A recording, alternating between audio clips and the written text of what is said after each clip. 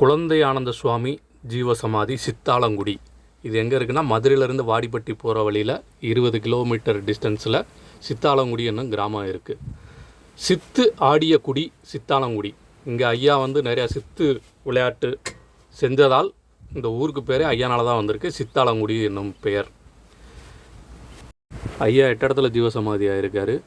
காசி, வத்தலகுண்டு, மதுரையில் இங்கே ஒரு இடத்துல ஜீவசமாதி இருக்குது இவருக்குன்னு.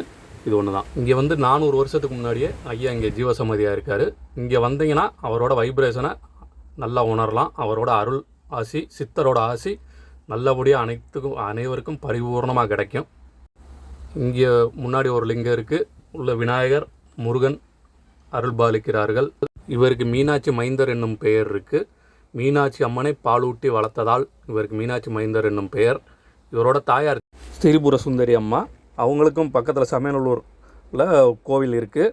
இவங்க தாயார் மீனாட்சி அம்மன்ட்ட குழந்தை வர வேண்டி இருந்ததால் மீனாட்சி அம்மன் 2 குழந்தையாக கொடுத்துட்டாங்க, ரெட்டை குழந்தையா. அதில் முதல் குழந்தை சங்கு சக்கரத்தோடு இருந்ததால் இவங்க மீனாட்சி அம்மனுக்கு தானமாக கொடுத்துட்டாங்க. மீனாட்சி அம்மனை இவர்களை பாலூட்டி மீனாட்சி மைந்தர் என்னும் பெயர் இவருக்கு அதனால தான் வந்துச்சு.